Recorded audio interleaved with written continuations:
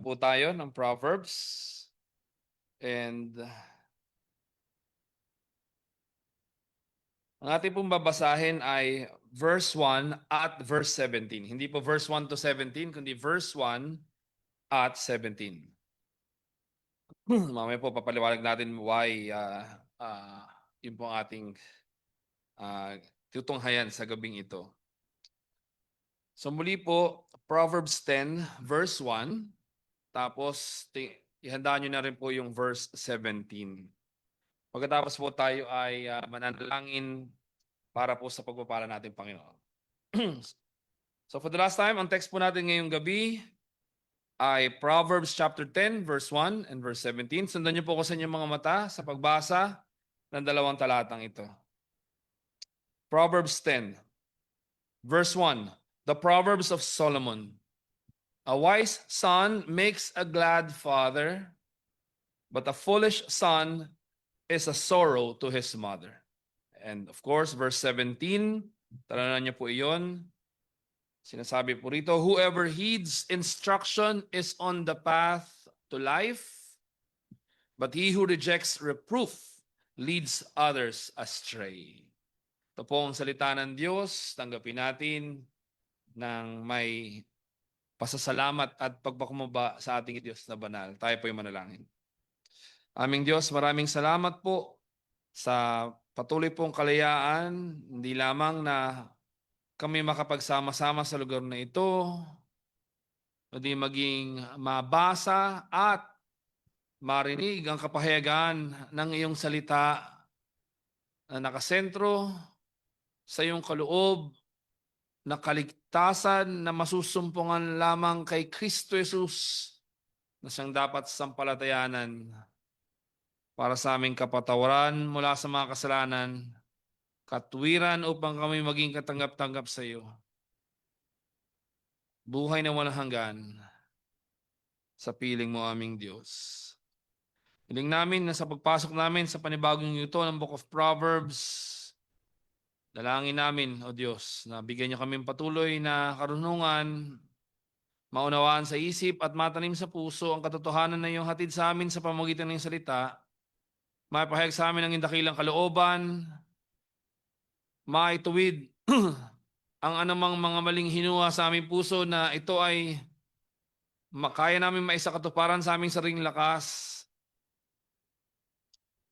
Mapalalanan po kami, wala kaming ibang pag-asa kundi ang Ebanghelyo ni Kristo Jesus na siyang tumupad ng lahat ng ito para sa amin. Siya rin nagdusa sa krus para sa aming mga pagsasalangsang sa iyong dakilang kalooban. Para kami ay maligtas at gawing tagatanggap ng iyong biyaya, aming Diyos. Patubayan niyo po kami, ang bawat isa ang iyong lingkod. Muli, O Diyos, biyaya mo, maging kasapatan namin, maging katugunan sa bawat bahaging ito. Maraming salamat, Panginoon. Kaluguran mo, O Diyos, sa padaluin ng iyong pagliligtas sa aming kalagitnaan. Marinig ng malinaw, makapangyarihan, matapat ang ebanghelyo ng ibiyaya kay Kristo Jesus. Ang mga patay sa kasalanan na iyong buhayin patungo sa tunay na pananampalataya sa nag-iisang tagapagligtas na si Kristo Jesus. At ang iyong mga anak ay magpatuloy sa magpagpasalamat na paglilingkod at buong kaloobang pagtitiwala sa iyo. Na ikaw ang nagkakaloob ng karunungan sa sino mang humahanap dito mula sa iyo. Karunungang kailangan namin upang kami ay manatiling namumuhay sa katotohanan sa gitna ng madilim na salimutan na ito habang iniintay ang pagbabalik ng aming punong pari, aming dakilang hari, ang aming Panginoon at tagapagligtas na si Kristo Jesus, sapagat lahat ng ito ay aming dalangin sa kanyang pangalan. Amen. Ang title po ng ating sermon ngayong gabi ay in the form of question, bearing gifts or grief? Ito po ay tanong una para sa akin, ngunit dahil na itanong ko sa sarili, tatanong ko na rin sa inyo. Ano ang hatid ninyo? Kaloob o sama ng loob? Bearing gifts or grief? Dito po sa Proverbs 10, pagpasok natin sa panibagong section ng buong Proverbs. Proverbs is one of the wisdom books sa Old Testament. Makikita natin na Proverbs 10 verse 1 hanggang Proverbs 22 verse 16, yan yung mahabang chunk ng section na nilalaman itong mga salawikay ng mga kawikaan ni Haring Solomon. But particularly sa Proverbs 10, kaya kung mapapansin nyo bakit binasa natin Proverbs 1 and then 17, dahil itong Proverbs 10, kapag kayo umupo at bigyan ng panahon na basahin ito, makita nyo na para bang may seemingly kalat-kalat yung pagkakasabi dahil ito'y collection ng mga sayings ni Haring Solomon or Proverbs. Pero if we will intently look at it at pag-aralan, makikita natin na yung Proverbs 1 and 17 ay may isang bagay na pinatutunguhan. At gayon din naman, para po sa darating na linggo, yung verses 2 to 3 at verses 6 to 7 at 9. And then tatalon po yun sa verses 23 to 25 at 27 to 30. Then babalik po sa sinasabi sa verse 4 to 5, verse 15 to 16 at verse 22. And then makikita natin kung paano related yung verse 8 at verse 14, verses 10 hanggang 14. And lastly, sa chapter 10, matutunghayan po natin yung pagkakagrupo ng verses 18 to 21 at ng verse 31 to 32. Okay. Kaya yun po yung ating mga matutunghayan sa mga darating na Lord's Days as the Word of God is expounded or proclaimed mula sa Book of Proverbs. Pero ngayon, gaya na kayong binanggit at binasa natin, Proverbs 10 verse 1 and 17, yun yung ating pagtutuunan ng pansin at dalangin natin na oo, ito yung mga kawikaan, mga sayings, pero hindi ito humihinto kay Haring Solomon lamang o para sa Israel, kundi ito ay buhay na salita ng Diyos para sa atin. At gaya na sinasabi natin, Panginoon, ito'y kapakinabangan para sa atin na malaman ang katotohanan, hindi lamang yung katotohanan as facts, kundi yung katotohanan who has come in the person of our Lord and Savior Jesus Christ to bring the gospel of God's grace for our redemption or salvation from death and from our sin, that we may walk in the light of God's wisdom as dearly beloved children of the Most High God. Kaya ngayong gabi, without further ado, bagamat mahaba ito ating thesis, at salamat naman sa Panginoon dahil ito'y nakasulat sa inyong liturgy, sundan po ninyo na ang ating dalangin na maunawaan natin na admonition or exhortation or pinaka-gist na sinasabi po dito mga kapatid sa verse 1 and 17. Tanggapin natin ng may pasasalamat at pagpapakumbaba ang katotohanan ito. Sikapin natin nang ihatid natin o dali natin ay kaloob ng karangalan sa Diyos na ating Ama. No? Higit sa lahat, sa ating Diyos Ama. At gayon din sa lahat ng kinakasangkapan o kinasangkapan ng Diyos para tayo ay turuan patungo sa karunungan at ito'y maganap sa atin hindi lang bilang individual kundi bilang mga pamilya na sama-samang lumalakad sa landas ng buhay nang sa gayon ay atin ding maituro ang landas ng buhay na ito sa iba. Para sa tulad na pagpapala na hatid ni Kristo Jesus na siyang karunungan ng Diyos sa pamamagitan ng kanyang ebanghelyo. Let us seek to bring gifts of honor to God our Father above all. And in doing so, to everyone as well, whom God has used to discipline us unto wisdom by families walking together on the path of life, that we may also lead others to the same blessedness that Christ, the wisdom of God, brings through His gospel. Once again, let us seek to bring gifts of honor to God our Father above all, and to everyone whom God has used, or should I say, whom God is using, even now, to discipline us unto wisdom. And how is this to be done? By families walking together on the path of life. that we may also lead others to the same blessedness that Christ, the wisdom of God, brings through His gospel. Para ito'y maunawa natin, tingnan natin una, sa verse 1, and of course, huwag kayo magalala, hindi ako madadagdag ng ibang verses dito. Verse 1 and verse 17 lang. Sa una, tingnan natin sa verse 1, wisdom's honor, folly's horror. No? For our first point, wisdom's honor, folly's horror. Medyo na-horror ko, narinig ko yung sarili ko. Sa verse 1. And of course, second and last, sa verse 17, wisdom's direction, folly's devastation. We'll be looking at not the ironies actually, but the antithetical character of wisdom as opposed to folly, as we have repeatedly been admonished sa ating pag-aaral ng wisdom book na ito. So simulan natin yung unang bahagi, mga kapatid. Wisdom's honor, folly's horror.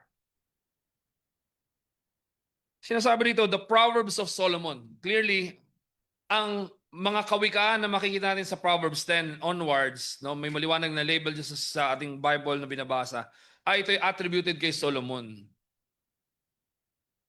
At wala nang anumang, without further ado, ang linaw-linaw ng direktang pagkakasabi sa atin, a wise son makes a glad father, but a foolish son is a sorrow to his mother.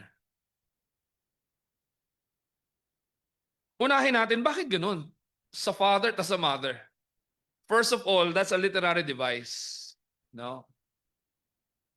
Kailangan natin maunawaan na binanggit yung father and mother separately, hindi dahil mas susceptible yung isa sa hurt, kaysa dun, mas prone naman sa kasiyahan yung isa, hindi. Kundi ito ay literary device employed or utilized in the writing of the book of Proverbs to express to us na yung pagdating sa karunungan at kahangalan, hindi mo pwedeng takasan yung epekto na ito na apektado ang buong pamilya. Again, kaya ganito yung pagkakasulat na pertaining to the father and the mother. Hindi ibig sabihin, yung father lang may capability to experience joy and yung mother, unfair talaga. No? Yung mother lang yung may capability to experience sorrow. No, it's a way to express to us na ang buong pamilya kabahagi. Buti sanang matatapos sa kasiyahan, tapos hindi sa kalungkutan na dulot ng kahangalan. Apektado ang buong pamilya. Kaya yung pagkakasabi dito sa Proverbs 10 verse 1, ay muling nire-reiterate sa atin yung importansya ng discipline that is carried out in the family. And that discipline is hindi yung pamamalo lamang o pagpapagalit, kundi meaning training unto righteousness through the wisdom of God, our Lord and Savior Jesus Christ, and the gospel that He brings.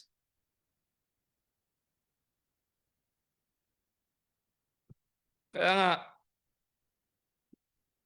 and the way that I express this to you, wisdom's honor, karangalan. Karangalan para sa buong pamilya ang dulot ng karunungan. Subalit, ang kahangalan, dulot din sa buong pamilya, hindi kababalaghan ng horror, hindi, kundi kahihiyan.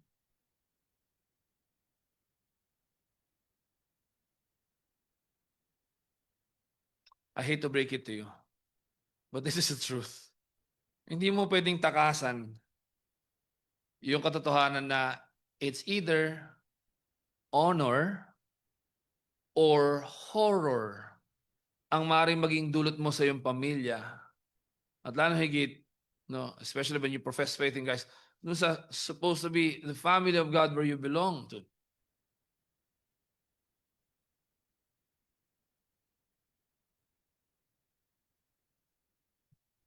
Tingnan natin una yung sinasabi ditong epekto, no? Kapag ang isang anak ay sa karunungan lumalakad, sa kasiyahan ng tatay.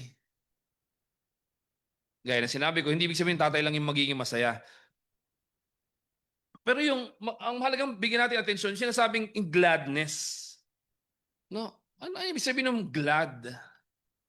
Hindi tayo mapasisigaw lang sa tuwa. No?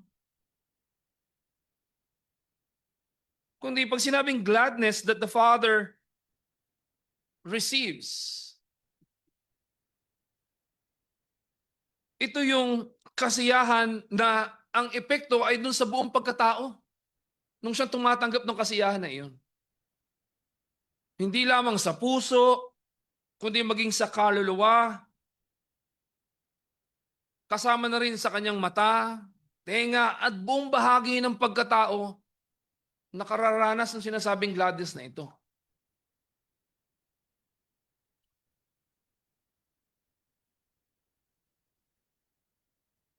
Kaya nga mga kapatid, never belittle the effects of walking in wisdom. Bakit? Napakatinding kasiyahan dulot ng isang anak sa kanyang ama o maging sa kanyang ina kapag siya'y lumalakad sa katuwiran, sa karunungan. And mind you, yung katuwiran, karunungan daw, hindi yung nakapagtapos ka ng pag-aaral, may mataas kang sweldo, kundi yung mabuting balita na kaligtasan, ang siya na pagtitibay sa iyong puso't isipan, na anuman ang iyong kinaharap, whether kayo successful na sa trabaho, may sarili ka ng karir, ano pa man, hindi ka na nakadepende sa iyong pamilya, panatag ang iyong mga magulang na ikaw ay patuloy na sumasampalataya kay Kristo Jesus lamang para sa iyong kaligtasan at para sa iyong pagkakataguyod sa buhay na ito habang ikay naghihintay sa kanyang pagbabalik. Hindi lamang ito paalala sa mga anak, kundi paalala din ito sa mga magulang. Bakit? Let me begin, or not actually begin, but let me continue my exhortation by saying this. Bilang mga magulang, wag kang mag-expect that your children will bring gladness to your heart in the same way that Proverbs 10 verse 1 says, if you despise the gospel of Christ yourself. Kung wala kang pagpapahalaga sa ebanghelyo ng ating Panginoong Kristo, you did not labor to train your children in the truth of the gospel of the Lord Jesus Christ. Kabalintunaan para sa iyong sarili na i-claim mo na, oh, I'll be glad. You may be happy with the mundane, earthly, temporal, or ephemeral achievements or accomplishments of your children. But mind you, those things, although important on this side of eternity, but it will not have everlasting significance, not only for yourself, but also for your children.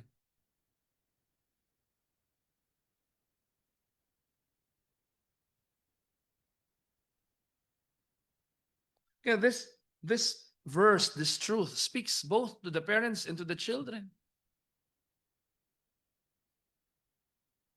Hindi natin mabibilang yung dami ng mga halimbawa ng mga tatay na sabihin natin hindi man nakapagtapos ng pag-aaral.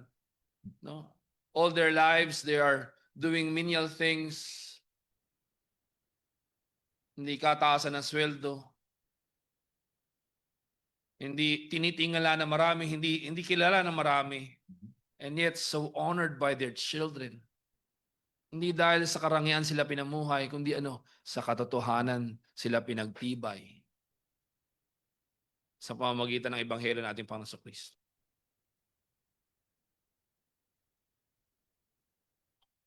Kaya madalas narinig natin, lalo sa mga Pilipino na, gusto ko, makaon kami sa hirap para pag may trabaho na ako, no? Lahat ng gusto na kayo mga magulang, bibigay ko. Sige, tama yun, ibigay mo. Ibigay mo sa kanila yung karangalan na yung katotohanan na ipinangaral nila sa iyo, huwag mong talikuran. Sa halip pagyamanin mo, sa iyong puso't isipan, huwag mong sasalangin yung katotohanan na hatid ng ating Panginoong Kristo at na kanyang ebanghelyo. A wise son makes a glad father.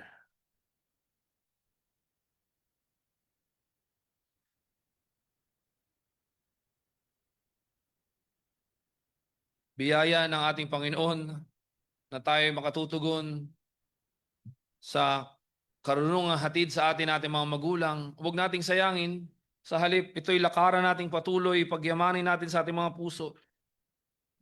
Ituon natin ang ating mga mata sa ating Diyos na patuloy na nagtataguyod sa atin. Nang sa gayon ay ang asamin natin ay ating parangalan. Hindi lamang yung ating tatay, hindi na ating nanay, kundi lahat ng kinasangkapan ng Diyos para kay disiplinahin patungo sa katotohanan. Kahit pa, yung pagdidisiplina na maaaring naging masakit para sa iyo for that particular moment. Talon ako dito mga kapatid sa pangalawa. But a foolish son is a sorrow to his mother. Yes, I highlighted and I reminded you over and over again na yung paghahagamit ng father and mother ay a literary device pertaining to the fact that the whole family is affected kapag ikaw ay either lumalakad sa katotohanan, karunungan, o sa kahangalan. But let me highlight, no, I cannot escape this. No. Sapat na mga kapatid. No? Iinom muna ako bago ko ibigay ito sa inyo. No? Sapat na yung sorrow, paghihirap, sleepless nights, lahat ng mga pains and challenges na kinaharap ng iyong nanay nung ikay pinagdalang tao niya. Maliwanag ba? Huwag mo nang dagdagan sa pamamagitan ng paglakad sa kahangalan. I believe it is written in this way because it recognizes the fact na hindi naman yung tatay ang nagdadalang tao. Diba? Pag sibakin mo na ako ng kahoy, utusan mo na ako magtapon ng basura, ano pa man, but I would not wish that thing for myself. Because I myself have witnessed how hard it was for my very own wife as she was carrying Oli in her womb for 8 months, isn't it? I think it's also written in this way dahil bakit? Sapat na. Yung lahat ng dalamhati, paghihirap, kapaguran, kapuyatan, na sinapit ng iyong nanay nung ikay kanyang pinagdadalang tao at nung kanya, ikaya sa Tagalog nung kay iniluwal o pinanganak, huwag mo nang dagdagan yung kanyang sorrow by being so stubborn that you will insist on walking on the path of folly.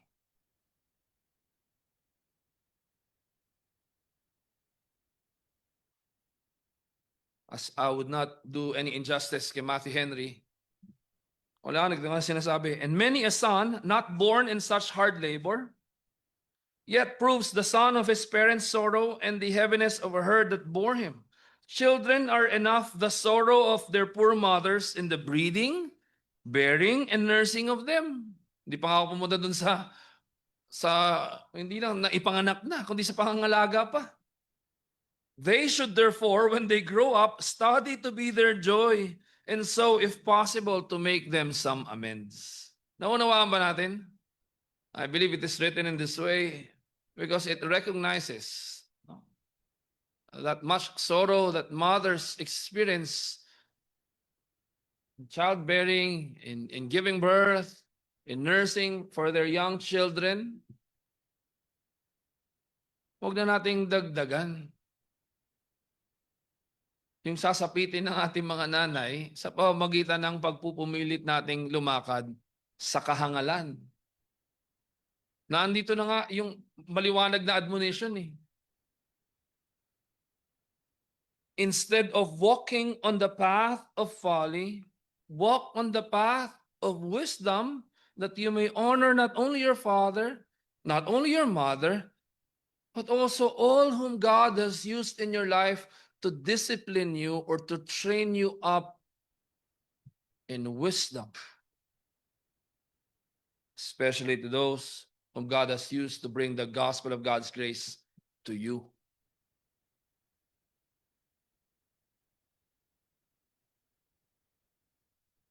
Wisdom never brings horror to one's life.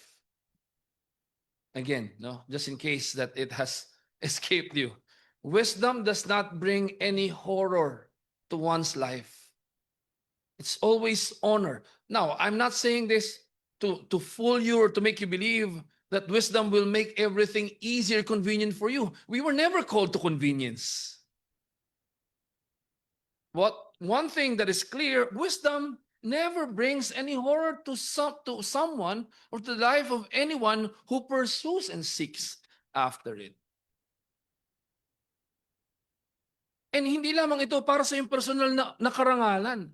It's not only for your personal honor, but actually bringing honor to God our Father above all, and to all whom God has mightily used in your life, that you may be trained up into the righteousness that pleases the Lord. Eh mga kapatid, tanongin natin ating sarili, anong dala natin? Kaloob o sama ng loob? Let's choose to bring gifts of honor sa ating mga magulang, sa lahat ng kinakasangkapan ng Diyos, sa pamamagitan ng paglakad sa karunungan at katotohanan. And that brings me to our second last point. Tingnan natin yung verse 17. Dahil yung verse 17 ay further explanation lang din naman nitong verse 1. Kung kanina sa part 1, we see wisdom's honor, folly's horror. In our second and last point, tingnan natin yung direction ng karunungan at yung kapahamakan na dulot ng kahangalan. Wisdom's direction, folly's devastation. Ano sabi sa verse 17? Whoever heeds instruction is on the path to life, but he who rejects reproof leads others astray. Familiar sa atin ito dahil ito'y paulit-ulit na tinuturo sa atin simula pa sa Proverbs 1 hanggang sa katapat ng Proverbs 9. At ito nga ay binibigay sa atin muli sa Proverbs chapter 10. Bakit importante ito mga kapatid? Kasi yung instruction at discipline na kaparaanan ng karunungan, yun lamang yung tanging daan para ang isang anak ay magdulot ng tunay na kasiyahan sa kanyang mga magulang. Kaya nga sa Proverbs 9, in-emphasize sa atin ang sino man na nagre-reject ng correction, ang sino man ang incorrigible, huwag nang umasang magdudulot ng karangalan sa kanyang mga magulang at huwag ding umasa na kasaganaan ang kanyang sasapitin sa katigasan ng kanyang puso sa patuloy na pagkamuhi sa pagtutuwid na ginagawa para sa kanya. Kaya nga, kung maaari kong sabihin, sa Proverbs 1 hanggang Proverbs 9, uuwi ito dito. Lahat tinuro doon para saan? Anak, huwag kang maging palalo. Dahil kapahamakan ng dulot niyan. Huwag mong salangsangin yung kaparaanan ng karunungan. Tanggapin mo yung pagtutuwid, pagsasanay, pagpapaalala, instruction, training, reproof, and rebuke. Bakit? Walang ibang anumang kaparaanan para tayo ay maturuan sa karunungan kundi ito. At maliwanag yung warning sa atin, ang sino mang nagre-reject sa correction or reproof and rebuke ay hindi lamang hangal kundi scoffer or mocker, and they shall be mocked openly by God Himself in the day that He has appointed.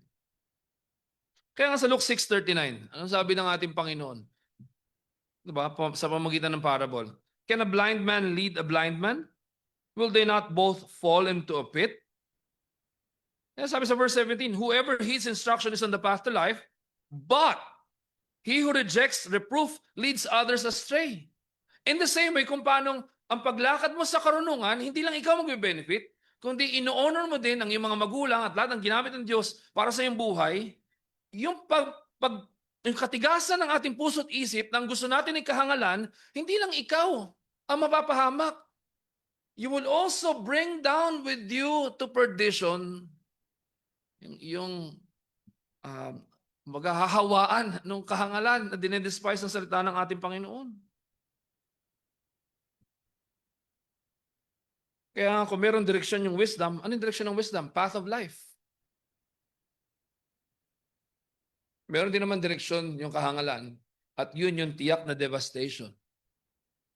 And we are being reminded over and over again, hindi lang ikaw ang mapapahamak.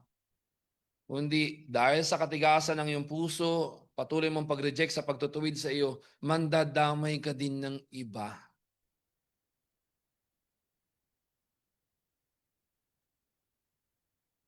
Kaya tanong natin ating mga sarili, ano ang inyong hatid? Kaloob o sama ng loob? Kapayapaan o kapahamakan? Ang pagsagot sa mga tanong na ito ay pagbabalik tanaw dun sa ano ba yung tunay na solusyon sa mga bagay na ito. Ito walang iba kundi ang ebanghelyo ni Kristo Jesus. Christ Jesus being the wisdom of God incarnate, who has come into this world to walk among us, to be like us, because he has come to redeem us from our sins. In wisdom, he proclaimed the mysteries of God's plan of promised redemption, that we who are unworthy sinners may receive God's gracious salvation, not only to be wise in our own eyes, but to be received completely and fully as dearly beloved children of the Most High God. Eh kung yun yung ating tinanggap,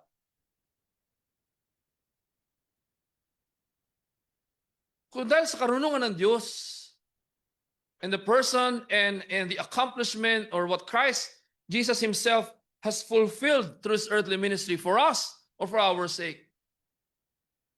Ano sabi natin, Panginoon, I am the way, the truth, and the life. No one comes to the Father except through me.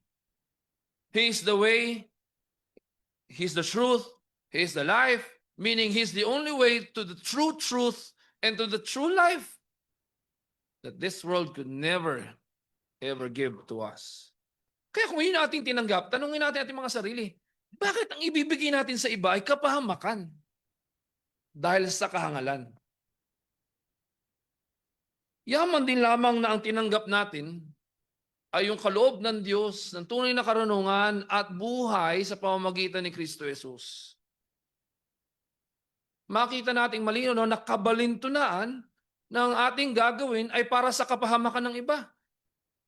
Sa halip, maging dalangin natin at maging sigaw natin ay yaman din lamang na ako ay hinango ng Diyos mula sa kapahamakan at dinala sa tamang lakarin ng katotohanan sa pamamagitan ng kanyang biyaya na hatid ni Kristo Jesus.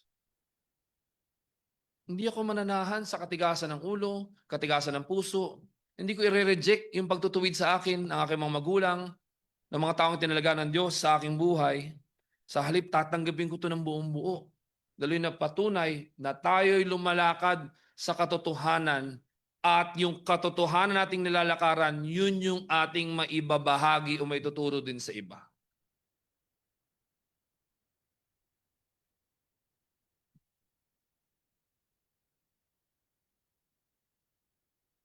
Whoever heeds instruction is on the path to life, but he who rejects reproof leads others astray. Ilang beses ko na nabanggit sa inyo, no? Pag nagtatanong, bakit ka pa bumalik sa Pilipinas? Pwede ka naman mag-stay sa Amerika o isa pa, o sa ibang bansa. No? Ministry din naman yun. Laging kong sagot ay, no? Sa dami ng mga mali na aking naituro in the past, no?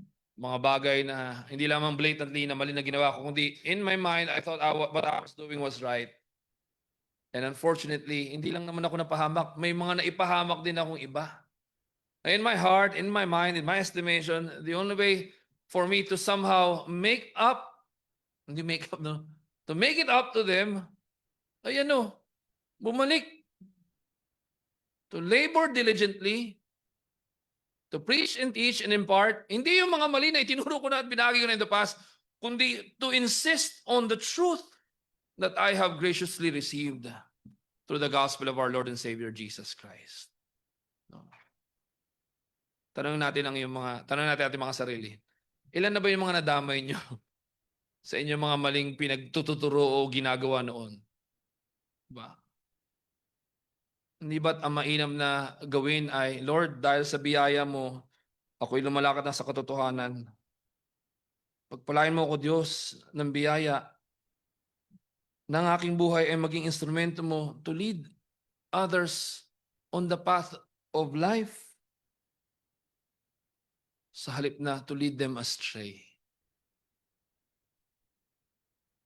Bakit? Alam niyo mga kapatid,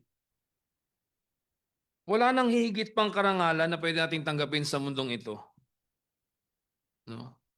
There is no greater honor that we may receive in this world than to be God's instrument of leading others to the path of life, to the wisdom of the gospel of Jesus Christ. And, listen and listen very well.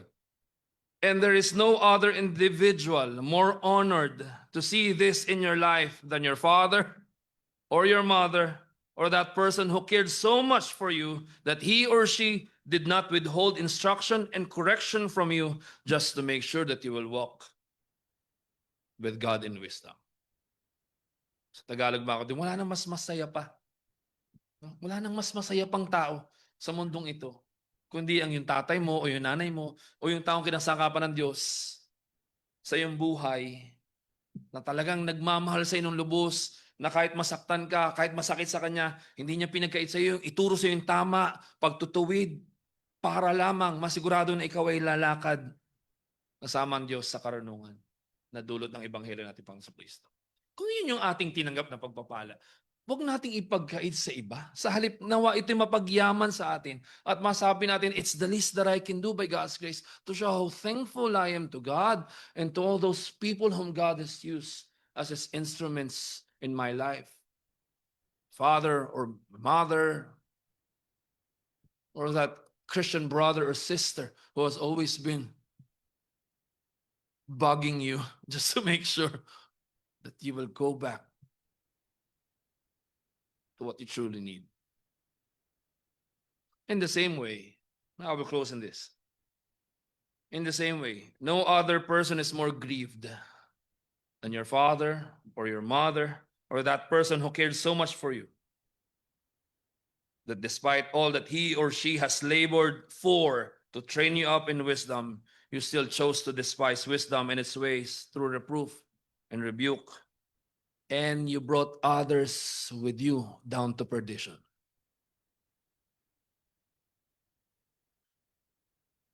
By God's grace, the choice is left to us. Not because we're sovereign ourselves, but it is openly presented to us. Anong pipiliin natin? Maghihatid natin kaloob o sama ng loob na dulot ng ating kahangalan o pagmamatigas ng ulo at puso? Sa biyaya ng Panginoon, piliin natin. Dalangin natin, Lord, gusto kong lumakad sa katotohanan. Given na yun na, we will benefit personally from it. Ngunit kalakip nun, Lord, hindi lang ako, kundi aking magulang, aking kapatid, aking anak, aking kaibigan, kasama ko sa katatawanan, kasama ko sa kasiyahan. Pero alam ko, openly, at any moment, no, when that day comes, he or she would be taken away by God's wrath.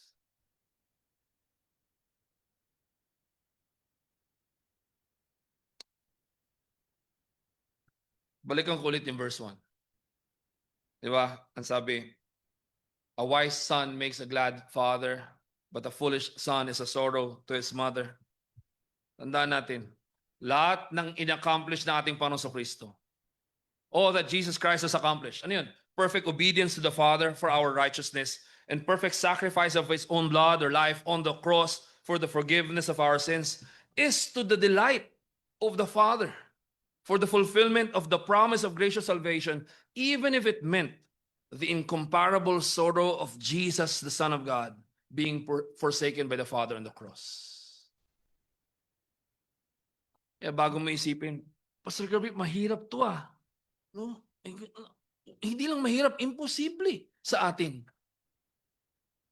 Pero ano ating hope? Ito'y isinakatuparan mismo ni Kristo Jesus para sa atin, the very wisdom of God. So that through that life, through the truth, through that way, that only Jesus Christ can provide to us by God's grace, We see how privileged we are, how tremendously privileged we are to reflect the love of Christ for the lost. Let us remember. Let us remember, we will never be able to lead others to the path of life if we ourselves are lost. Ang mahalaga ang tanong natin sa ating mga sarili, ano ba ang aking hatid? Paloob o sama ng loob? Nasahin natin. Yaman din lamang tayo lubos na pinagpalan ng Diyos sa pamagitan ng Panginoong Kristo. Nasahin natin, Lord, kasangkapanin mo ko nang maiturong iba patungo sa katotohanan ng aming Panginoong Kristo. Dahil yun lang din naman din ang pinaranas mo sa akin sa pamamagitan ng mga taong ginamit mo sa aking buhay. No? Whether yung iyong tatay, o nanay, kapatid, o kamag-anak, kaibigan, kasama sa church. Ask ourselves, ask yourself,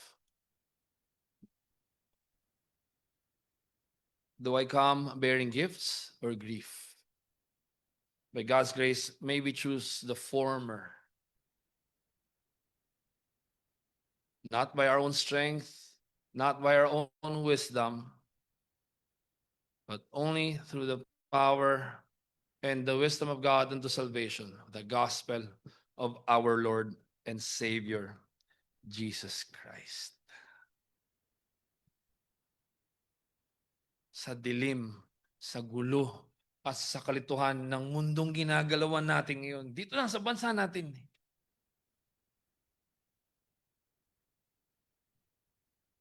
maging dalangin natin, ang lakaran natin, karunungan ng Diyos, na maging dulot para sa ating sarili, sa ating mahal sa buhay, pamilya, sa church, kapayapaan ng Diyos sa pamamagitan ng Ebanghelyo ng ating Panginoong Hesukristo. Tayo po'y manalangin. Aming Diyos, maraming salamat sa iyong